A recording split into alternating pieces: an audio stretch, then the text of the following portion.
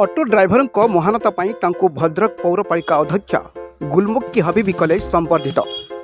ମଣିଷ ହେବ ତ ଏମିତି 100 ଟଙ୍କା ନୁହେଁ କି 200 ଟଙ୍କା, ଲକ୍ଷାଧିକ ଟଙ୍କାର ସୁନା ଅଳଙ୍କାର ଥିବା ବ୍ୟାଗ୍ଟିକୁ ପାଇ ନିଜ ଘରକୁ ନ ନେଇ ଉକ୍ତ ମହିଳାଙ୍କୁ ଖୋଜି ଖୋଜି ତାଙ୍କୁ ହସ୍ତାନ୍ତର କରି ଚର୍ଚ୍ଚାରେ ଏବେ ଜଣେ ଅଟୋ ଡ୍ରାଇଭର।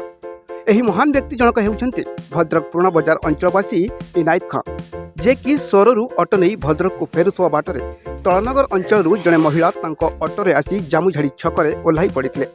କିନ୍ତୁ ଦୁର୍ଭାଗ୍ୟର ବିଷୟ, ଓହ୍ଲାଇବା ସମୟରେ ସାଙ୍ଗରେ ନେଇଥିବା ବ୍ୟାଗ୍ଟିକୁ ନେବାକୁ ଭୁଲି ଯାଇଥିଲେ। ଏପରି ସ୍ଥଳେ ଅନ୍ୟ କେହି ଥିଲେ ହୁଏତ ଏହି ବ୍ୟାଗ୍ଟିକୁ ନିଜ ଘରକୁ ନେଇଯାଇଥାନ୍ତା। କିନ୍ତୁ ବାହାରେ ମଣିଷ ଅଟୋ ଚାଳକ ଇନାୟତ ଖାଁ ଏହି ବ୍ୟାଗ୍ରେ ସୁନା ଅଳଙ୍କାର ଥିବା ଜାଣିବା ସତ୍ତ୍ୱେ ସେହି ବ୍ୟାଗ୍ଟିକୁ ଉକ୍ତ ମହିଳାଙ୍କ ନିକଟରେ ପହଞ୍ଚାଇବା ପାଇଁ ବହୁତ ଖୋଜିଥିଲେ ଏବଂ ତାଙ୍କୁ ଦେବାକୁ ଚେଷ୍ଟା କରିଥିଲେ ଏବଂ ଶେଷରେ ଲକ୍ଷାଧିକ ଟଙ୍କାର ସୁନା ଅଳଙ୍କାର ଥିବା ବ୍ୟାଗ୍ଟିକୁ ମହିଳାଙ୍କୁ ଫେରାଇ ପୁରୁଣା ବଜାର ଅଞ୍ଚଳ ପାଇଁ ଗୌରବ ଆଣିଛନ୍ତି।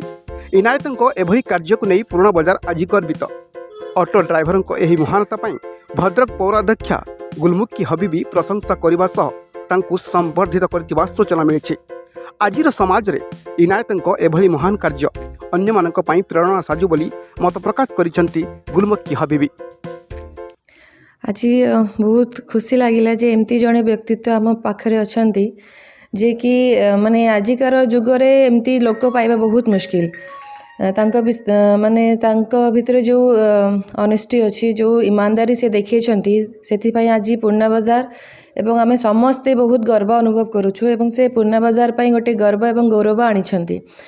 ତ ଯାହା ବି ସେ କରିଛନ୍ତି ସମସ୍ତେ ଜାଣିଛନ୍ତି ଯେ ଜଣେ ମହିଳାଙ୍କର ବ୍ୟାଗ୍ ତାଙ୍କ ଅଟୋରେ ରହିଯାଇଥିଲା, ସେଥିରେ ସୁନା ଗହଣା ମଧ୍ୟ ଥିଲା ଏବଂ ସେ ତାକୁ ନିଜ ପାଖରେ ନ ରଖିକି ସେ ଥାନାରେ ହ୍ୟାଣ୍ଡ ଓଭର କରିଥିଲେ ଏବଂ ପରବର୍ତ୍ତୀ ଅବସ୍ଥାରେ ସେ ମହିଳା ମଧ୍ୟ ସେ ସୁନା ପାଇଛନ୍ତି। ତ ବହୁତ ଖୁସିର କଥା ଯେ ସେ ଯେଉଁ ଥିଲା ତାଙ୍କ ପାଖରେ ସେ ତାଙ୍କୁ ଫେରସ୍ତ କରିଛନ୍ତି ଏବଂ ଆପଣ ଦେଖିବେ ଯେ ପୂର୍ଣ୍ଣା ବଜାର ସବୁବେଳେ ବଦନାମ ହୁଏ। ମାନେ କିଛି ବଡ଼ ଇନସିଡେଣ୍ଟ ନ ହେଇକି ବି ପୂର୍ଣ୍ଣା ବଜାର ଲୋକ ସବୁବେଳେ ବଦନାମ ହୁଅନ୍ତି, କିନ୍ତୁ ଆଜି ସେ ପ୍ରୁଭ୍ କରିଦେଇଛନ୍ତି ଯେ ପୂର୍ଣ୍ଣା ବଜାରରେ ଏଇଭଳିଆ ମାନେ ବ୍ୟକ୍ତିତ୍ୱ ରହୁଛନ୍ତି, ମାନେ ଯାହାଙ୍କ ଭିତରେ ଭାଇଚାରା ଏବଂ ଅନେଷ୍ଟି, ଲୟାଲ୍ଟି ଏପର୍ଯ୍ୟନ୍ତ ମଧ୍ୟ ବାକି ରହିଛି, ଯାହା ପାଇଁ ଆମେ ଆଜି ସମସ୍ତେ ଗର୍ବିତ ଏବଂ ସମଗ୍ର ଓଡ଼ିଶାରେ ବି ତାଙ୍କର ଚର୍ଚ୍ଚା ହେଉଛି ଯେ ସେ ଏତେ ଭଲ ଲୋକ ଆଜି ମାନେ ସମାଜରେ ବି ଅଛନ୍ତି, ଯାହାଦ୍ୱାରା ଆମେ ବହୁତ ଖୁସି ଏବଂ ଆଜି ଆମେ ତାଙ୍କୁ ଡାକିକି ସମ୍ମାନିତ ମଧ୍ୟ କରିଛୁ। ଏବଂ ଆଜି ମୁଁ ସମସ୍ତଙ୍କୁ ଗୋଟେ ଅନୁରୋଧ କରିବି ଯେ ଯଦି ବି ଏମିତି କିଛି ଇନସିଡେଣ୍ଟ ଘଟେ ତ ତୁରନ୍ତ ଆପଣ ଏଇଭଳି ଯେଉଁ ଇନାୟତ ବାବୁ କରିଛନ୍ତି ସେଇଭଳି ଆପଣ ଷ୍ଟେପ୍ ନିଅନ୍ତୁ, ଯାହାର ଜିନିଷ ଥାଉ ତାଙ୍କୁ ହିଁ ଫେରସ୍ତ କରନ୍ତୁ।